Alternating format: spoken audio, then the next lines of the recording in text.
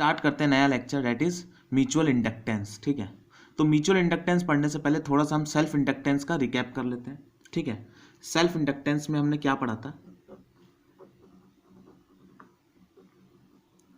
हमने पढ़ा था कि सपोज एक कॉइल है, ठीक है, सपोज एक कॉइल है, इसमें मैं करंट को आई को फ्लो कर रहा हूं, करंट आई फ्लो कर रहा है। ठीक है, अब इस करंट को मैं अगर चेंज कर दूं या फिर या तो इसको इंक्रीज कर दूं या फिर इसको डिक्रीज कर दो, दो चीज कर रहा हूं मैं। ठीक है, दो ही चीज कर सकते हैं।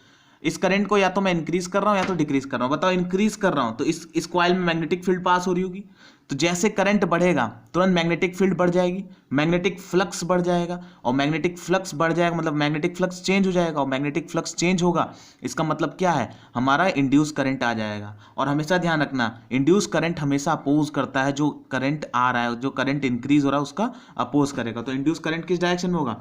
इसके अपोजिट डायरेक्शन में होगा। ठीक है, अगर करंट इंक्रीज कर रहा है तो इसको रिड्यूस करेगा, आई इंड्यूस। ठीक है, इसके अपोजिट डायरेक्शन में होगा। ये पढ़ा दिया मैंने अच्छे से, पिछले लेक्चर्स देख लेना।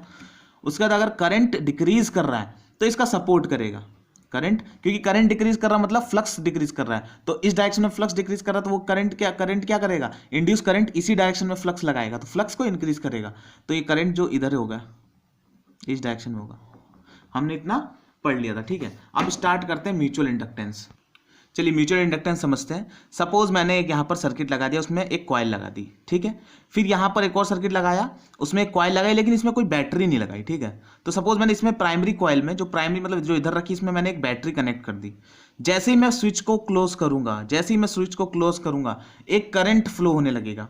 बताओ, करंट तुरंत ही I1 फ्लो होने लगेगा फिर वो इंक्रीज होगा? यस, करंट पहले याद करो, मैंने पिछले लेक्चर में बताया ग्रोथ ऑफ करंट क्या होता था। करंट धीरे धीरे इंक्रीज करेगा, और करंट इंक्रीजिंग मतलब यहां से करंट इंक्रीज हो रहा है। अच्छा, करंट इंक्रीज होगा, पहले वो बात छोड़ो, पहले करंट के कारण एक मैग्नेटिक फील्ड होगी जरूर होगी मैग्नेटिक फील्ड। वो किस डायरेक्शन में होगी? इस डायरेक्शन में होगी। ऐसे करके मैग्नेटिक फील्ड होगी करंट के कारण। ठीक है, मैग्नेटिक फील्ड होगी। अब ये जो करंट इंक्रीज कर रहा है, तो ये जो फ्लक्स है, ये जो मैग्नेटिक फील्ड है, ये क्या होगा? ये इंक्रीज करेगा, मैग्नेटिक फील्ड इंक्रीज करेगा, और मैग्नेटिक फील्ड इंक्रीज करेगा मतलब मैग्नेटिक फ्लक्स इंक्रीज करेगा, और मैग्नेटिक फ्लक्स इंक्रीज हो रहा है। और बताओ अच्छा देखो, ये जो फ्लक्स है वो इस कॉइल से भी पास हो रहा है, जो सेकेंडरी कॉइल रखी हुई है, और इस कॉइल में फ्लक्स हमारा इंक्रीज हो रहा है, इस कॉइल में हमारा फ्लक्स इंक्रीज हो रहा है, और फ्लक्स इंक्रीज हो रहा है तो इंड्यूस करंट क्या करता है? अपोज करता है। इंड्यूस करंट जो होगा वो इस फ्लक्स को डिक्रीज करेगा, और इस फ्लक्स के अपोजिट डायरेक्शन में एक इंड्यूस करंट आ जाएगा।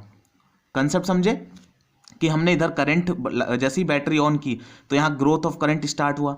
ग्रोथ ऑफ करंट मतलब करंट बढ़ेगा तो इससे पास होने वाली मैग्नेटिक फील्ड बढ़ेगी, इससे पास होने मैग्नेटिक फील्ड बढ़ेगी, तो इससे पास होना मैग्नेटिक फील्ड भी वो भी बढ़ रही है, तो इससे पास होने वाला मैग्नेटिक फ्लक्स बढ़ रहा है, और मैग्नेटिक फ्लक्स बढ़ रहा है, मैग्नेटिक फ्लक्स चेंज हो रहा है, तो हमारा इंड्यूस करंट डेफिनेटली आएगा, और इंड्यूस करंट उस डायरेक्शन में आएगा जिस डायरेक्शन में वो उसका अपोज करेगा। अगर वो इंक्रीज कर रहा है तो उसके अपोजिट डायरेक्शन में, अगर वो डिक्रीज कर रहा है तो उसके सेम डायरेक्शन में इंड्यूस करंट आ जाएगा। तो इस तरीके से हमारा ये क्या होता है? म्यूचुअल इंडक्टेंस होता है। ठीक है, तो अगर मैं इस इजीली वे में लिख सकूं इसको, मैंने क्या बताया?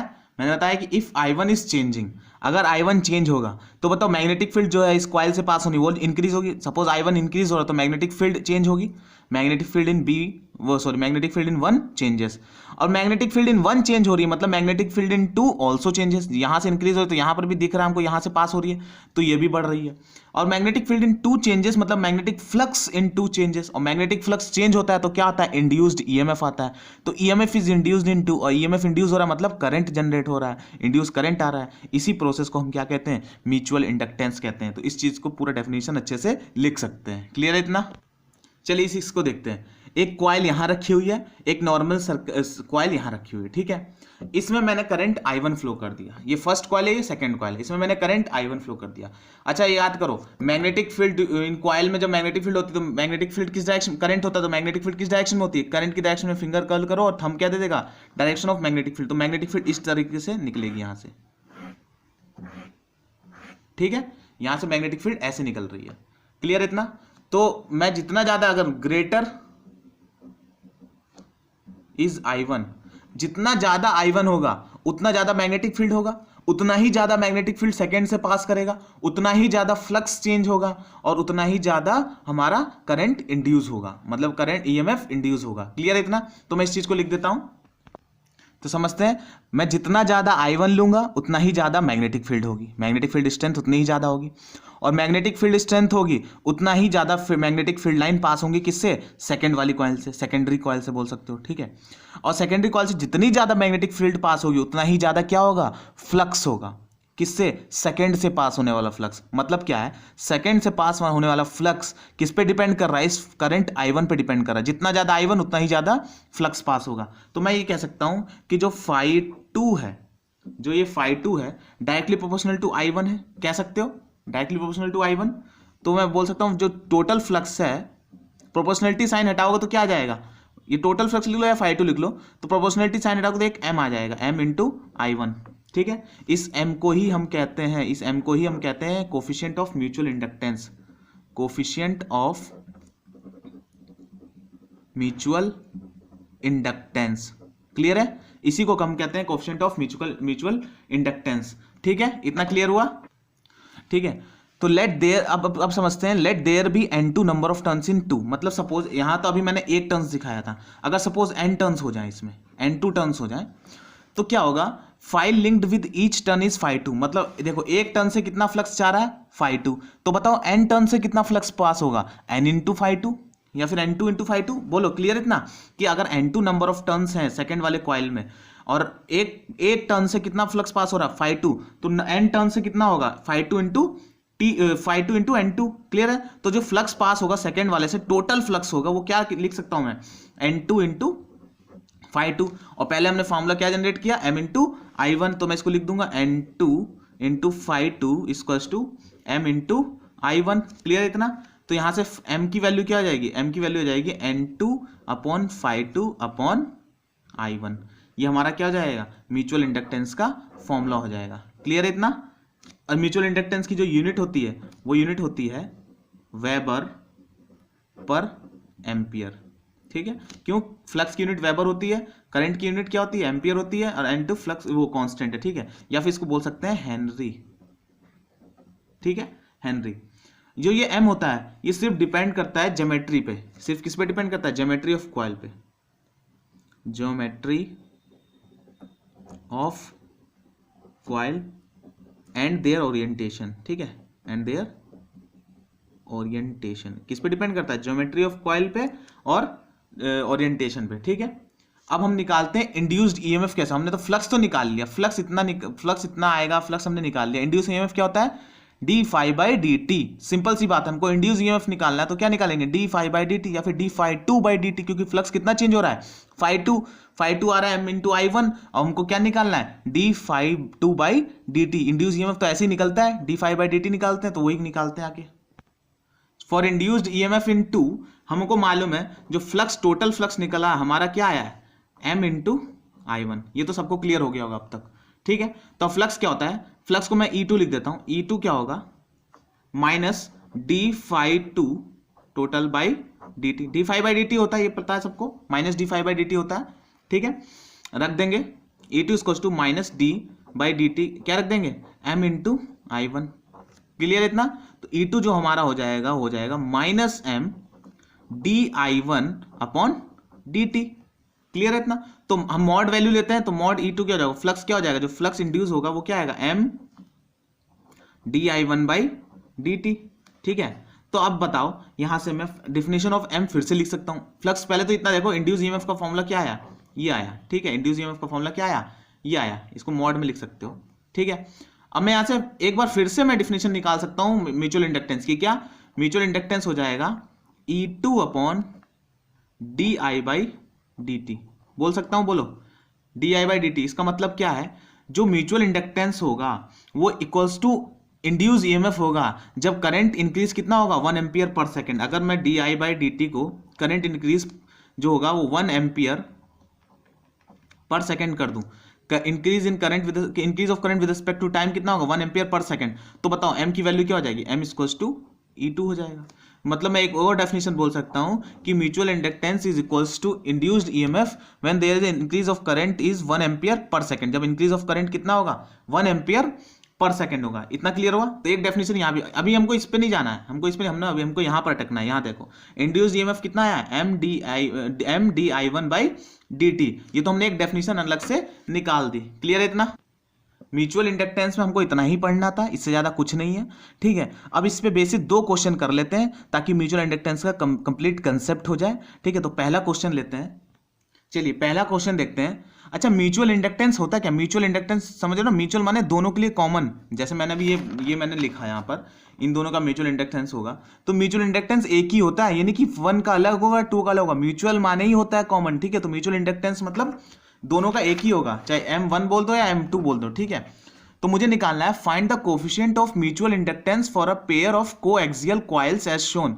2 कॉइल रखी हुई है कोएक्सियल, ठीक है, एक ही एक्सिस है दोनों की, और इसका रेडियस R2 है, अंदर वाली का रेडियस R1 है। क्लियर इतना। और R2 ग्रेटर देन R1 है, मतलब R2 जो बहुत बड़ा है R1 से, R1 बहुत छोटा है। या फिर मान सकते हो R1 जो है वो सेंटर पे रखा हुआ है, किसके, R2 के सेंटर पे रखा हुआ है। ठीक है, अब यहां से क्वेश्चन पकड़ में आ जाएगा। कैसे? अच्छा देखो, सीधी सी बात है, म्यूचुअल इंडक्टेंस निकालने के 2 तरीके हैं। क्या 2 तरीके, मतलब एक ही तरीका है कि हमको देखना है कि टोटल फ्लक्स कितना पास हो रहा है। ठीक है, उससे किससे इवैल्यूएट कर देना है, M इंटू जिसके कारण वो फ्लक्स आ रहा है। बस इतना ही चीज हमको देखना है। ये चीज देख लो कि टोटल फ्लक्स निकाल लो कितना पास होगा और किसके कारण हो रहा है वो निकाल लो। तो देखो पहले तो हम निकालते हैं, उसके लिए फ्लक्स पास होने के लिए हमको करंट निकालना पड़ेगा। तो तुम्हारी मर्जी है, तुम या तो इसमें करंट फ्लो करा दो या फिर इसमें करंट फ्लो करा दो, तुम्हारी मर्जी। लेकिन मैं कहूंगा आउटर वाले में कराना। क्यों? क्योंकि तुम अगर आउटर वाले में कराओगे तो तुमको इनसाइड कॉइल मैग्नेटिक फील्ड का फॉर्मूला मालूम है, आउटसाइड कॉइल मैग्नेटिक फील्ड का फॉर्मूला थोड़ा सा टफ हो जाता है। तो हम क्या करूंगा, बाहर वाले में R2 वाले में मैं करंट फ्लो करा दूंगा। तो सपोज मैंने I2 करंट फ्लो करा दिया। ठीक है, अब एक चीज बताओ, अब ध्यान से देखना, बहुत ईजी है, बहुत ईजी है। सेंटर पे करंट जो मैग्नेटिक फील्ड होगी बाहर वाली कॉइल के कारण, सेंटर पे क्या होगी, B इक्वल्स टू क्या होगी, म्यू नॉट, बिल्कुल सही, mu naught I2, mu naught I/2R होता है, म्यू नॉट I/2R होता है फॉर्मूला, याद करो मैग्नेटिक फील्ड में बताया था, म्यू नॉट I2/2R2। ये हो जाएगा किसके कारण, magnetic field due to outer coil at the centre of that same coil. Okay, centre पे कितना होगा, इतना। ठीक है, ये तो मैग्नेटिक फील्ड हो गया। ये मैग्नेटिक फील्ड कहां से पास हो रही है, ये इस कॉइल से पास हो रही होगी, बोलो, इस कॉइल से पास हो रही होगी। तो फ्लक्स कॉइल जो फ्लक्स पास हो रहा φ1 में वो कितना होगा, B इंटू A1। बोलो क्यों, क्या जाएगा, म्यू नॉट I2/2R2। एरिया कितना होगा, पाई R1 स्क्वायर लिख दिया हमने। ठीक है, अब मैंने बता रखा है जो फ्लक्स होता है, एक तो फॉर्मूला ये हमने इससे निकाल दिया फ्लक्स का। एक और मैंने बोला था कि फ्लक्स जो होता है वो होता है M इंटू जिस करंट के कारण आ रहा है। जैसे यहां पर देखो मैंने क्या लिखा था, 1 के कारण था तो M इंटू I1 लिखा था। यहां पर क्या है, इस 2 के कारण है, तो फ्लक्स क्या लिखूंगा, M इंटू I2। इसको मैं क्या लिख दूंगा, M इंटू I2। तो इन दोनों को मैं इक्वेट कर दूंगा। यहाँ पे मैंने φ1 equals to M into I2 लिखा, इक्वल्स टू जो फ्लक्स निकाला mu naught I2/2R2 into pi R1 square. ठीक है, तो I2 आपस में कट गया, तो हमारा M की वैल्यू क्या आई, mu naught by 2 pi R1 square upon R2। अच्छा, जो म्यूचुअल इंडक्टेंस होता है वो दोनों के लिए कॉमन होता है। चाहे देखो मैंने करंट किस में फ्लो कराया, मैंने करंट फ्लो कराया सेकंड कॉइल में और 1 में निकाला। ठीक है, तो M21 निकाला मैंने। आप क्या करो, 1 में कॉइल में करंट फ्लो कराओ, सेकंड में निकालो तो M12 हो जाएगा। तो लेकिन म्यूचुअल इंडक्टेंस तो दोनों के लिए कॉमन होता है ना, म्यूचुअल इंडक्टेंस सेम आता है, दोनों मेथड से आंसर हमारा सेम ही आएगा। ठीक है, तो फॉर्मूला क्या होगा, mu naught by 2 pi R1 square by R2। Clear है इतना, तो ये हो जाएगा। अच्छा, ये चीज समझ में आया ना, ये फ्लक्स जो पहले तो फ्लक्स का फॉर्मूला मैंने इस तरीके से निकाला और बाद में मैंने क्या निकाला, फ्लक्स क्या होता है, म्यूचुअल इंडक्टेंस इनटू करंट, जो जिसके कारण आ रहा है, जिसके कारण फ्लक्स पास हो रहा है, म्यूचुअल इंडक्टेंस टू करंट की वैल्यू। ठीक है, ये हो जाता है हमारा फ्लक्स का फॉर्मूला। तो इस दोनों को इक्वेट करके हमारा वैल्यू ये आ गई। क्लियर इतना। नेक्स्ट क्वेश्चन करते हैं, find M for 2 coaxial solenoids, long solenoids है, one inside the other and each having length L। तो एक सोलोनाइड ऐसे रखी हुई है, इसकी लेंथ क्या L है, इसके अंदर एक और सोलोनाइड रखी हुई है। ठीक है, दोनों की लेंथ क्या है, दोनों की लेंथ L है। अब एक चीज बताओ, मैं बाहर वाली करंट के कारण निकालूंगा म्यूचुअल इंडक्टेंस या अंदर कॉइल के अंदर करंट, अंदर वाली कॉइल के करंट के अंदर, सॉरी अंदर वाले कॉइल में जो करंट फ्लो करा के पास कराऊंगा, क्या होगा? क्योंकि हमें पता है सोलोनाइड के बाहर मैग्नेटिक फील्ड होती है जीरो। अब सोलोनाइड के बाहर मैग्नेटिक फील्ड होती है जीरो, तो मतलब हम इनसाइड की बात करेंगे। तो अगर मैं बाहर वाली लूंगा सोलोनाइड, तो इनसाइड में तो पास होगा, वो छोटी वाली कॉइल अंदर रखी है तो उससे तो मैग्नेटिक फ्लक्स पास होगा। लेकिन मैं अगर अंदर वाली कॉइल में अगर करंट फ्लो कराऊं और अंदर वाली कॉइल के कारण बाहर तो मैग्नेटिक फील्ड जीरो हो जाएगा, तो फ्लक्स पास ही नहीं होगा। तो देखा जाए तो हमको कैसे करना पड़ेगा, हम लोग को बाहर वाली कॉइल में करंट फ्लो कराओ और अंदर वाली में फ्लक्स पास कराओ, वहां से हमारा म्यूचुअल इंडक्टेंस आ जाएगा। ठीक है, तो आउटर वाला जो आउटर बड़ी वाली है, आउटर जो सोलोनाइड है उसकी जो लेंथ है वो L है, रेडियस है वो R1 है, और तुम्हारा जो number of turns per unit length, याद करो नंबर ऑफ टर्न्स N क्या होता था, number of turns per unit length. ठीक है, N1 है बाहर वाले के, अंदर वाले का इनर वाले का क्या सीन है, लेंथ L है, रेडियस क्या है R2 है, और number of turns per unit length क्या है N2 है। ठीक है, क्लियर हुआ इतना? सपोज इसमें जो करंट फ्लो कर रहा है, जो करंट फ्लो कर रहा है वो कितना फ्लो कर रहा है, I1 करंट फ्लो कर रहा है। कितना करंट फ्लो कर रहा है, I1 कर रहा है। तो बताओ जो magnetic field inside long big solenoid, जो बड़ी वाली सोलोनाइड है, उसके अंदर मैग्नेटिक फील्ड का फॉर्मूला क्या होगा, याद करो।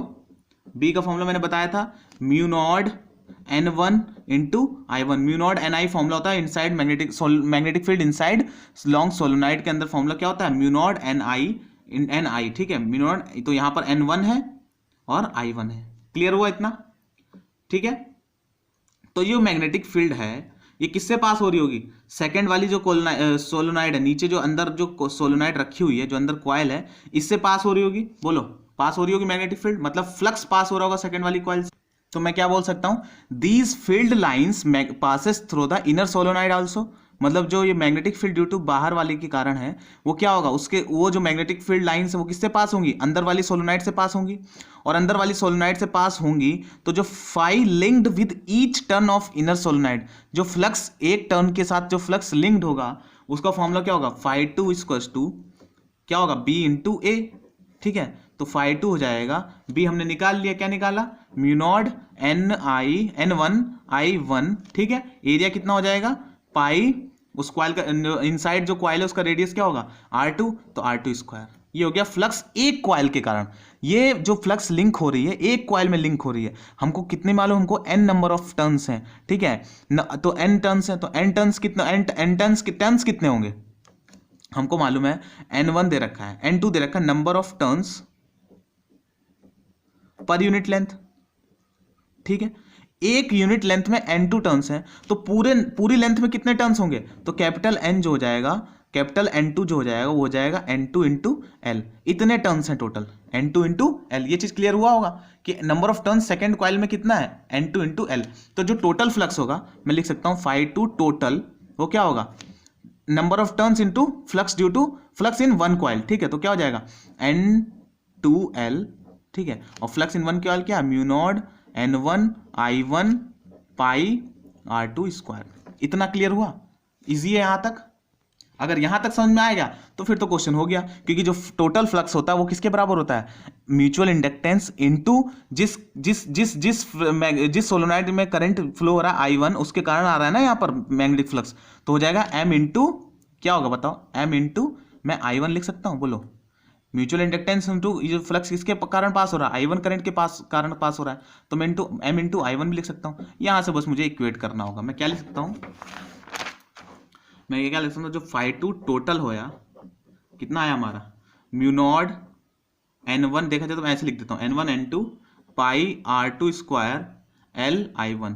ठीक है, ऑल्सो जो फाई टू टी होता है वो हमारा क्या होता है, M इंटू I1। दोनों को इक्वेट करूंगा तो M into I1 equals to mu naught N1 N2 pi R2 square L I1।